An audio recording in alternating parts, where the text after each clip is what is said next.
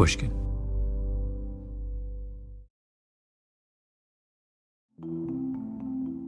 Love that you're wearing a t-shirt that says Canada, just so that we have no ambiguity whatsoever. Where are you right now? Are you in Las Vegas? I'm in Vegas right now, yeah. Just got back here 2 days ago. Nice. Very nice. Did I tell you, that I was in Las Vegas and I had an afternoon and I sat in this coffee shop and there were 3 people next to me having the most interesting conversation. And one of the guys started talking and I realized he was talking about you. Really? Yeah. He was a lawyer of some kind who was a writer, lawyer or something. I don't know. I couldn't figure it out. And I was eavesdropping on a conversation for forever. And it was the most interesting conversation. I love that story. No, you did not tell me. And I have no idea who you're talking about. Allow me to introduce a new voice to this podcast, Maria Konnikova. In basketball, they call people like Maria Swiss Army knives. People who do everything. Maria got a PhD with the famous Walter Mischel, the guy who invented the marshmallow test. She's written a bunch of brilliant New York Times bestsellers. She decided at one point that she was interested in poker, taught herself poker, became a poker champion, made some enormous sum of money. She's the kind of person that random strangers talk about in coffee shops, which is to say, my kind of person.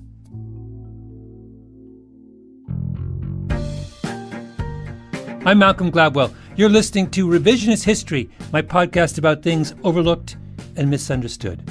And I have the pleasure in this episode to bring you the fabulous Maria Konnikova, who has agreed to become the first ever Revisionist History Ombudsman, or rather, ombudsperson. She is joining the show to be the advocate for you, dear listener, to call me on my nonsense, to be a voice of reason, to participate in the kind of whimsical, meandering flights of intellectual fancy that is our trademark here at Pushkin headquarters. So Maria, welcome to Revisionist History. I could think of no one better equipped to speak truth to the power that is Revisionist History. Thanks so much for having me on the show, Malcolm. I'm very excited about this. Maybe you'll change my mind. Maybe I'll change yours. But I think that the conversation is going to be very entertaining no matter what. Wonderful. Let's have at it. I am putty in your hands. Is that correct? Nice putty that's responsive and that talks back. Okay. You're driving this train. All right. Perfect. So one of the fascinating episodes of this season of Revisionist History was about the lack of iodine in people's diets and how this was discovered and how it was actually then addressed. And I actually did not know this story at all. It's such a fascinating question. How do we think about these things in the present day? Would we be able to do something like this today? Especially after COVID, after all of these things, add iodine to their salt or their water and see what happens. What do you think the response to something like that would be? Well, it's interesting that there is a line, there's a common line of either complaint or congratulation among scientists where they say that experiment could never be done today. The Stanford's prison experiment could never be done today. Then the Tuskegee syphilis experiment could never be done. There's a whole long list of things. They look at that and they say, and that's because we are much more mindful of people's autonomy, much better about obtaining consent. You totally today could not go to Akron and dose up a bunch of schoolgirls with a ton of iodine. However, my reaction to that argument is always the same, which is, yeah, but we simultaneously conduct consentless experiments on human beings in the present day that are probably way more consequential, and we don't think twice about it. Think about the way we have disrupted the lives of, children over the last 25 years with all of these new technologies. How's that not a massive experiment done without the consent of those who were experimented on? How is the Facebook algorithm, which, shows you only the things that are likely to evoke a deeply emotional response in you. How's that not an experiment? I mean, there's a part of me that just wants to throw up my hands and say, F it. Well, let's not even bother making these distinctions.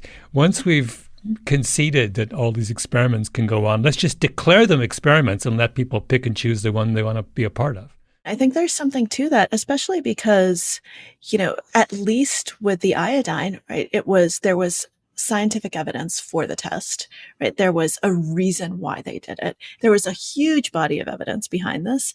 And the study was run as a study. And so there were scientific controls in place. They actually could gather data.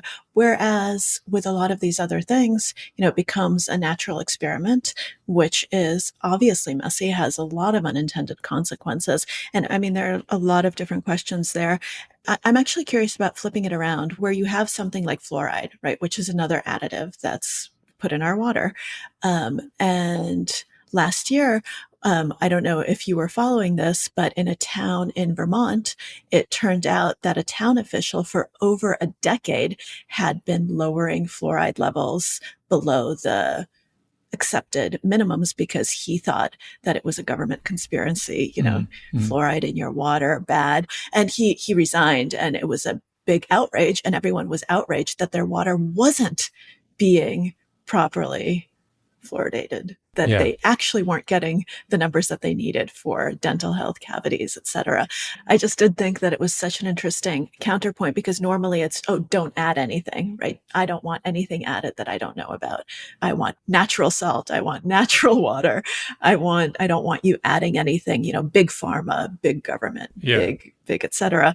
And here the town was actually horrified, which I think they should have been.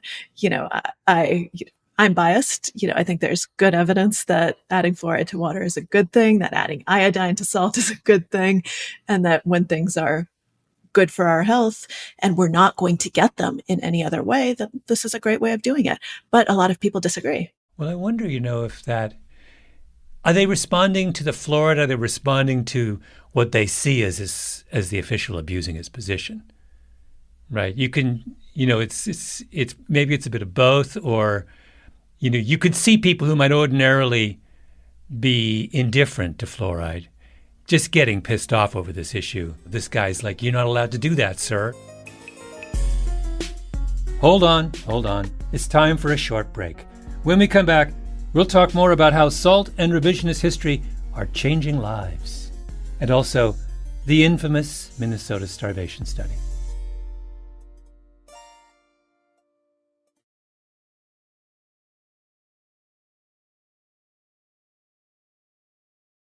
So let's read a letter about someone who I love this letter. I just saw it today, and it is a very positive take on additions to food, and someone who says that, the salt episode actually really changed their life.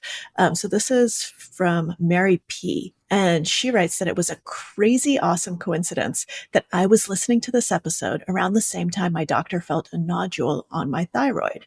He told me to go get an ultrasound, and my thyroid and nodule both were large enough and suspicious enough that it was recommended automatically that I get a biopsy.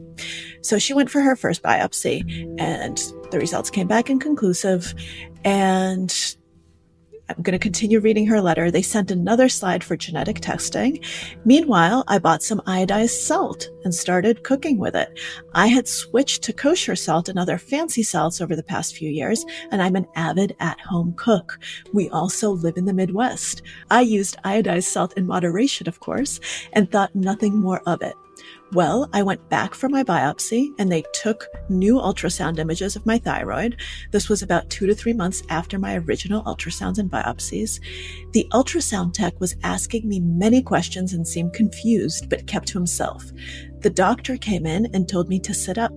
My nodules and thyroids had all shrunk. My once 1 centimeter nodule was now around 5 millimeters. He had no reason to biopsy because there was nothing of concern.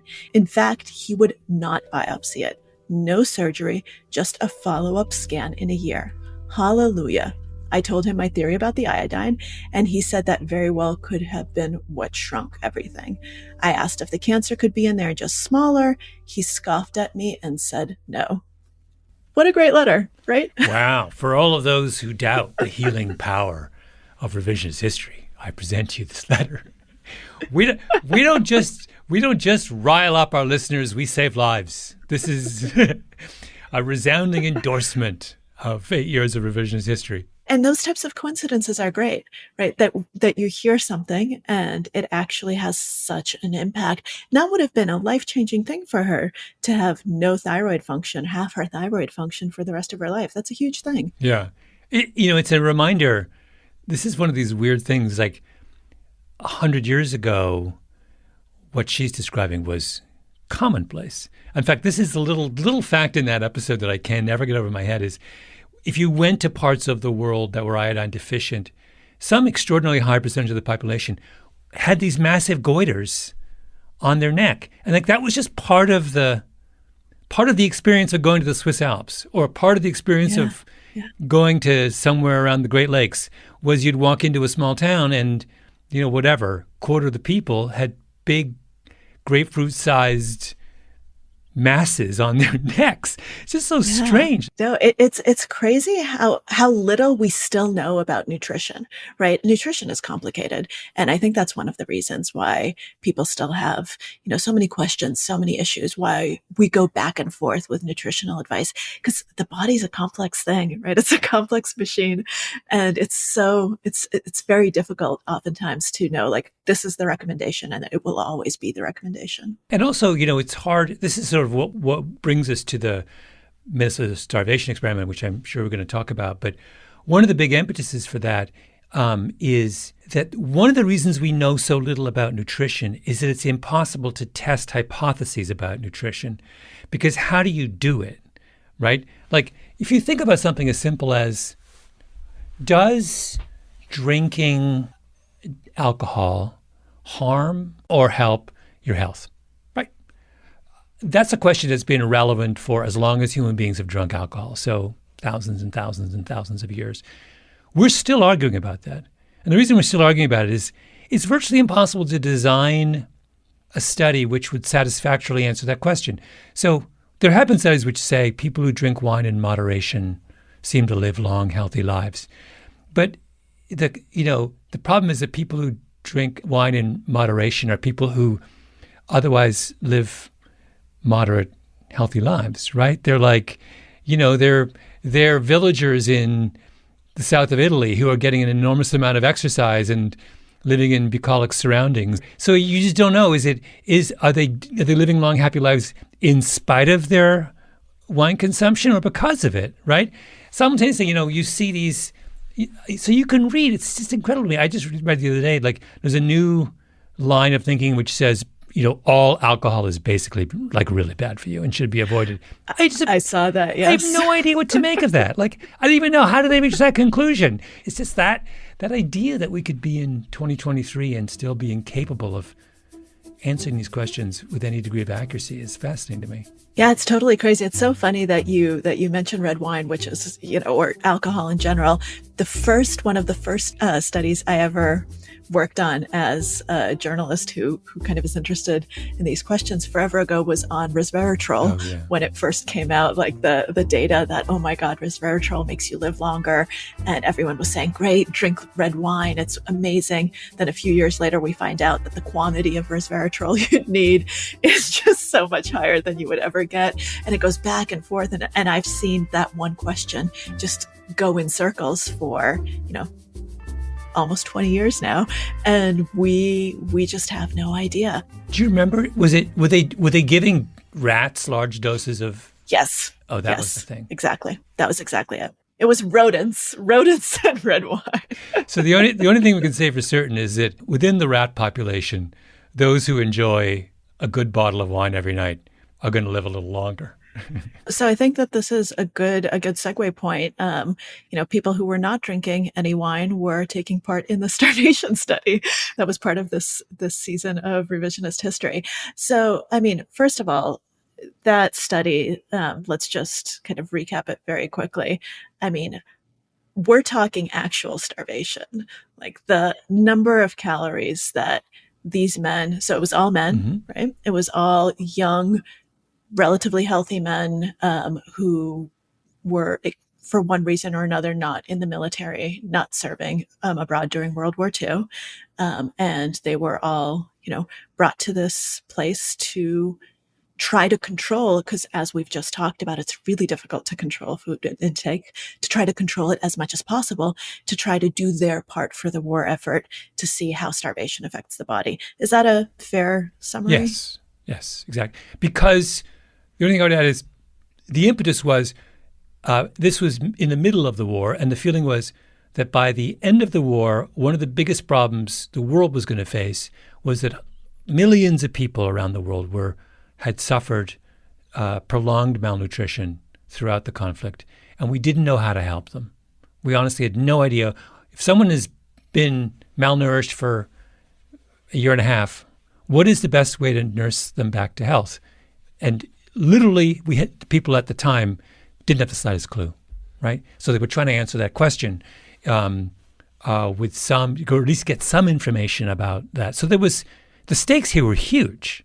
I mean, that's what gives the study its kind of moral force. So that's an interesting question, right? Does the study have the necessary moral force to do something like this? Because back in the day, right, back when this study was done, World War II, we didn't have the sort of reviews on studies that we have today. So these days, you need to go through an IRB, which is an institutional review board, when you're doing any sort of human research, and you need to have every single subject give informed consent. And this is crucial, the benefits of this specific study have to outweigh any potential harm to the participants in the study. And so to me, when I listened to kind of the details of the starvation experiment, I knew that it existed, but I'd never actually kind of gone deep into it. This was the most I'd learned about it was from you. And as I was listening, I was trying to think, first of all, benefits versus harm. How do we think about that? And I think that's actually changed over the years. But the second part of it is, how do you actually give informed consent of all the potential downsides to something like this when you're researching something where you don't actually know what the potential downsides are? Mm-hmm. Well, it's like space flight.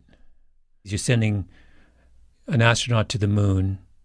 Presumably you pull the astronaut aside beforehand and you say, the benefit here is mankind will be able to say we went to the moon. But, in that situation, the first astronaut in space, we don't know what it's like to be out for a couple of weeks in zero gravity. So I don't know. How did they do consent? I guess they said, you're taking a risk of unknown quantity. You might be damaged by what you're doing. Are you fine with that? And I think the answer they were fine with it is that many of those astronauts came out of the military. And so they were used to the idea that they were, called to do something on behalf of their country, which carried with it a significant risk of illness and death. I think that's an interesting example, but it's not a complete analogy because this was their profession, right? This was their career. This is what they had signed up for. They became astronauts with the knowledge that they would hopefully be able to go into space one day.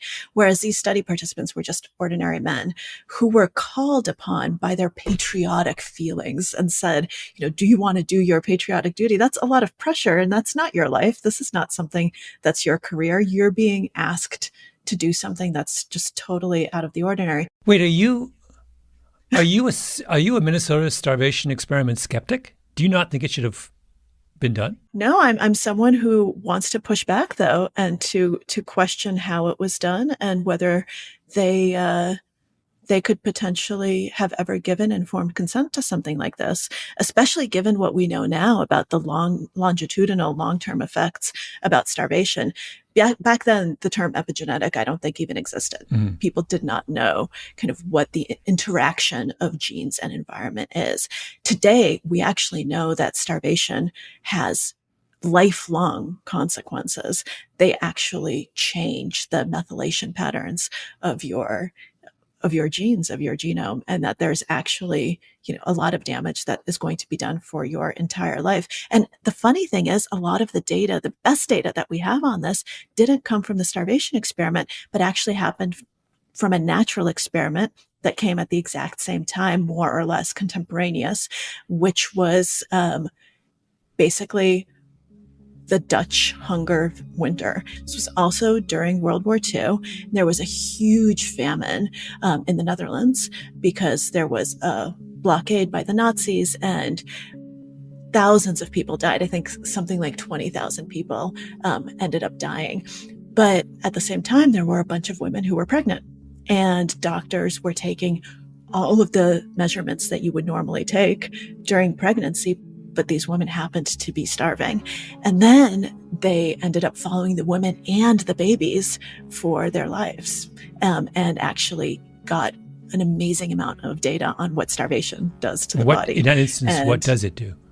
Oh, well, we're still finding out. There are lots of things that end up happening later in life. You're more prone to gain weight because your body is prepared for starvation and has been prepared from in utero. It also ends up, affecting the way that your kids are going to develop. So if you were, I guess, a fetus during this time, then by the time that you're an adult, when you have your own kids, you're actually going to pass a lot of these epigenetic changes further on to them. There are also going to be effects on how you're going to just think and do in life. It turns out that there are labor market effects, hospitalization effects. So, it actually puts you down a notch. But this is, once again, we're talking about the people who were fetuses during this time, which is very different from the starvation study. But it ends up having a lot of downstream effects. And those studies are still being done. So there are, there's a new paper at least once every few years using this cohort, which shows that, there are lots of things that you didn't know you were signing up for if you thought that this was just going to be an easy, I starve myself completely and then I'm all better. And this will never actually follow me throughout life. And it's interesting to me that I think some of our best data comes from a natural experiment as opposed to something where a bunch of men said, okay, starve me and let's see what happens. So imagine that we were doing a version of the Dutch starvation thing involving pregnant women. But it was an experiment, right? All right, magic wand. This is definitely a magic wand. Definitely a magic wand. And what we learned from that is that actually starving people when they're pregnant has unanticipated long-term consequences, not just for the mother but for the child, and would even maybe for the child's children. Child's children. Yeah. So absolutely. So in other words. And we had no idea of this before. So this is a kind of this is a earth-shattering, huge bit of understanding about human beings. Why wouldn't this be an argument? Why wouldn't the magnitude of what we learned from such an experiment be an argument for doing the experiment? Not, right? It's so important that hundreds, thousands, millions more people could be helped from the knowledge gleaned from that experiment than those who were harmed by it. And if the people who signed up for that experiment had at least a kind of reasonable suspicion that what was learned from them putting themselves at risk might help many, many, many, many, many more people, then to my mind that settles it. It's fine. I mean, this is what I was trying to get to in the podcast, is that we're so indifferent to people who have altruistic motives. Where is the altruistic motive data point in the consent algorithm? Yeah. Like, you should be able to say, I know it's going to harm me, but I think it's going to help a lot more people, and I'm fine with that. Yeah. So like I said, when you asked me, am I a skeptic of this? I said, I'm not necessarily someone who said this shouldn't have happened. I just think that, there are lots of issues to consider. So yeah, there's definitely an argument to be made that, what we learned from Dutch famine shows that studies like this are incredibly important. But in this particular case, right, I think in the pregnancy case, you're also giving consent for your fetus, right? So it's one of these things where that's, even if you're an altruist, I think that would be a very strange definition of altruism, because you're being altruistic for the world, but not for this one specific human who has no say in this whatsoever. But I would say this, so for much of human history, continuing to the present day, a large percentage of the world's population suffers from prolonged malnutrition, right? Absolutely. So one really important historical question is, what can we do to convince the wealthier parts of the world that this is such an urgent problem that it needs to be addressed immediately, right? Mm-hmm. Wouldn't it make sense to try an extreme experiment of this sort to try and bring the world around? Yeah, I mean, I think that's a very valid point. And you actually had a letter from a listener, Robert A., who asked a question that kind of circles around what we've been talking about. He asks, who is responsible for a system which both restricts voluntary breakthrough research like that conducted by Ansel Keys and the conscientious objectors, and that which fails to take accountability when mistakes are made?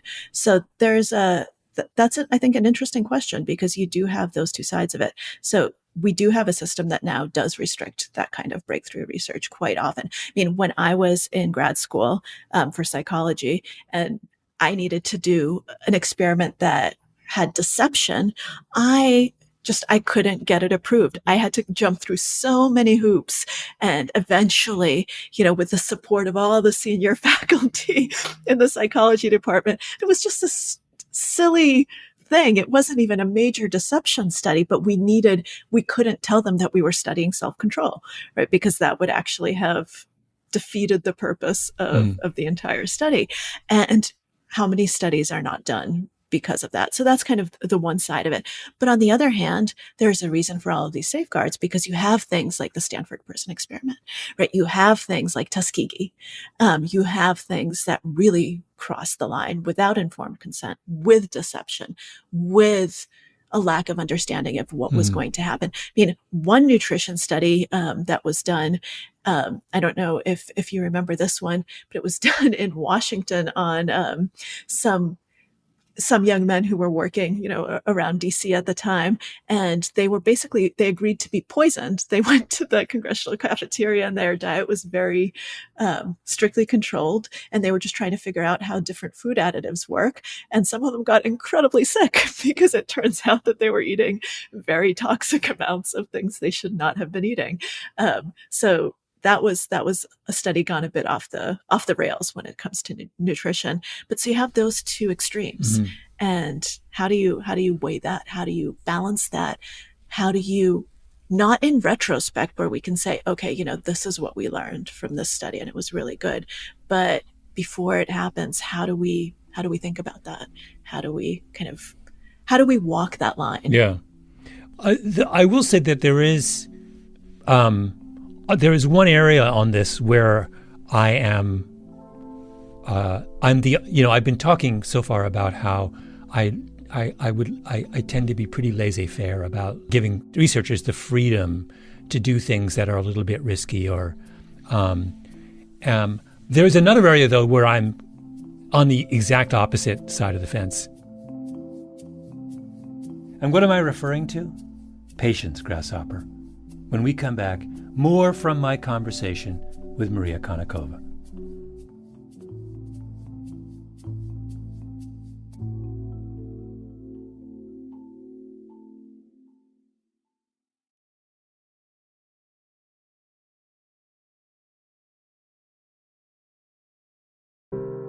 We're back, and I was telling Maria that I'm pretty laissez-faire about letting experiments go forward, except in the case of what might be the most awful natural experiment we're living through right now.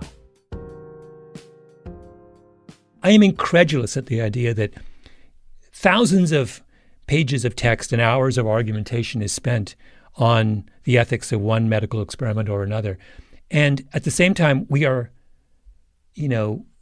completely indifferent or cavalier about the levels of violence that are present in media every day.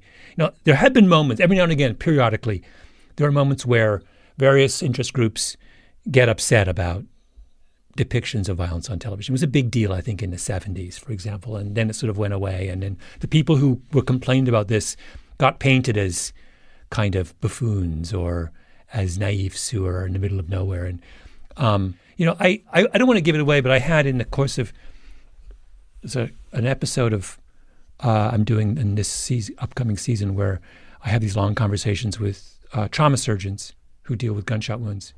And what they have to say on this very specific matter is incredibly interesting and disturbing. They're not like hiding their head in the sand about this. They are fully aware of it.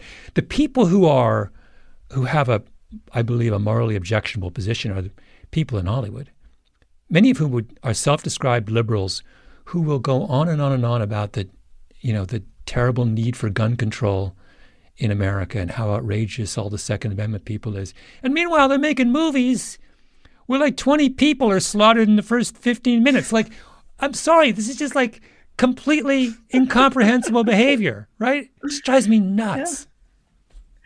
Yeah, no, that there's a lot to be said for that. It's like we've never outlived the instinct for public executions, right? Where everyone would come to the town square. That instinct is still alive and well. Yeah. It's an important tangent to go on, and it is kind of related to everything we've been talking about how do you study this? What are the benefits? What are the harms? And there's, so kind of coming full circle back to the starvation experiment, there is one thing that we haven't talked about, which was an important point that one of the listeners brought up. And this is an important point about a lot of the research, not from that day, but that continues to be done to this day, which is how generalizable are the results to the segments of the population that might actually benefit most from it. So, Maura, this listener, wrote, how can we treat eating disorder patients, primarily young women, using data collected exclusively on white men?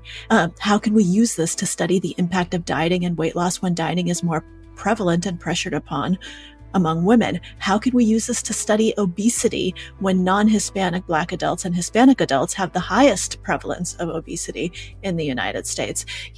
That's the end of her letter, but I would just go on and on when we're talking about malnourishment, and we realize that most of the malnourished population of the world is not white men. So that is kind of an interesting side note, and this is actually still a huge problem. That's not something that we left behind in the 40s. To this day, most medical data comes from men, not women. And it's a very that's an interesting way of looking at, what are the actual benefits from this to the people who need them, and how generalizable is it? If you're trying to develop actionable policies and guidelines and approaches to affected populations, it absolutely does matter. And, we went through this with our understanding of heart attacks, right? Where we started off testing a lot of these hypotheses in men, white men, and that's how we got our baseline knowledge. But then we tried to use that information to kind of understand how to deal with women without realizing that the biology of a lot of these problems, physiology of a lot of these problems in women is very different. So I think it depends where you are in the kind of stage that you're at. And the mistake we make, I think, is we don't honor this distinction between kind of basic understanding and actionable research. If you talk to somebody who works for a pharmaceutical company and is involved in drug trials, they will talk your ear off on this. And what they will say is, do you know how hard it is to put together a study population? It's insanely difficult to find someone. I actually I was going to volunteer for a trial about Lyme disease vaccine. And then I had the first thing to do is you have a half an hour conversation with someone, and they detail that I would have to drive to Albany, an hour away, 7 times, and have to set aside half a day on each of those occasions. And I wasn't clear whether I'd be part of the treatment group or the placebo group, right? So I listened to that and I was like, I can't do that. I'm not taking, somewhat selfishly, I decided I don't have that much time to devote to this, so I'll let someone else carry the burden. So it's really hard to do these studies. So if we say these studies have to be perfectly representative, you're just making it less likely that the study gets done in the first place at a certain point, right? So that's the trade-off. It's an impossible trade-off. Sure. No, I think there's a lot of truth to that. That said, I do think that even baseline knowledge studies these days should at least include women, because, if you're omitting more than half the population and the basic biology is different, then. But you couldn't have done the starvation experiment with women. But that's the other thing, right? What are we proposing in the starvation case? Do we want women there and Hispanic and Black, where it's much more difficult to actually obtain consent, because especially back then, but even to this day, these are populations that have had a lot of negative research done without consent. And it's actually much more difficult, I would say. And the burden of proof is much higher to ask for consent from vulnerable populations. But you can't do a starvation experiment like that in Minnesota on young women, because if it has consequences for their fertility, then you have. So what are you going to see? And it does. So are we going to use postmenopausal women only?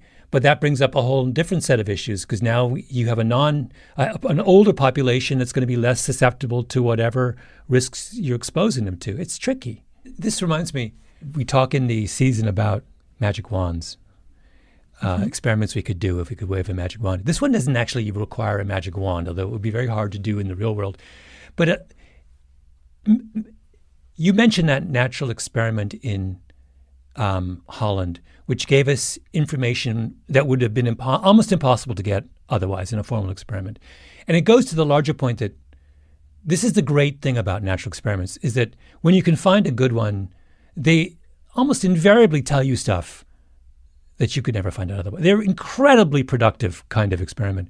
So why can't we engineer natural experiments? So imagine this. Imagine if someone came to you and me and a million other people and said, we're at the stage now in technology where we can put little sensors on you, which can continuously monitor every one of your physiological signs and vital signs in real time. Would you agree to be basically monitored for the next, 10 years? And you and 2 million or 10 million other people agree to be part of this. And we will simply wait and see what happens to you and use that massive data set to kind of improve our understanding of the kinds of things that lead to various sorts of diseases. I mean, if you had 10 million people and they were giving you 10 years of their life and every conceivable indicator and vital sign was being monitored on a moment-to-moment basis, you would be able to understand stuff that right now we have no clue about, right? And all it takes is for people they don't even take in a risk. They're just being willing to be monitored and donate their data. That's essentially engineering a natural experiment. I don't understand why that hasn't been done. Privacy. I know, but who cares? Don't even get me started on privacy. Privacy drives me just nuts. It's like, what an absurd thing in this day and age to be concerned about. Like, basically, as far as I can tell, every single fact about Malcolm Gladwell is known by some combination of Facebook, Apple, Google, and someone else. And so I meant to ask Malcolm, what is your mother's maiden name? I just have a few more questions before we wrap up. I know. It's ludicrous. And so it's fine for those guys to scour, the internet and put together massive dossiers of everything, every fact about me. But somehow if I want to allow someone to peek into my physiological, for the benefit of mankind, that's a problem. It just drives me crazy. It is a problem, and I didn't know that I hit a nerve with that one word, privacy, but here we are. So that I think is a nice place to wrap up our starvation study, except for one final question. One listener was really fascinated by the cinnamon roll recipe from the episode of the starvation study. Tara A., she said, thank you for these episodes, Malcolm. So, Malcolm, thank you for these episodes. Any chance you know how we could track down that cinnamon roll recipe? I was thinking it would be nice to make some and share in my community. And for a refresher for listeners who don't love cinnamon rolls as much as I do, so didn't immediately light up at this detail. So there was a character in the episode, Lester Glick, who was part of this study. And one of the things that mentally fortified him, although I think for me it would have probably had the opposite effect, is he carried around a picture of a cinnamon roll, and he had it with him always. And it was something that kept him going. And then later he would, for the rest of his life, he would make them obsessively for family and friends by the dozens. It was one of the defining acts of the rest of his life. Now, I love cinnamon rolls, so I also wanted to track down that recipe. We will post it online, and all those brave souls who want to recreate the famous cinnamon rolls can do that. That was fun. Thank you, Maria. That's really fun. Of course. Thank you. Bye-bye.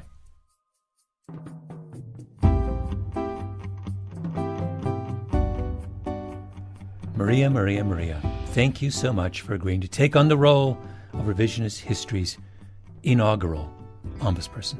Just so all of you know, we hope to make Maria a regular on the show in the future.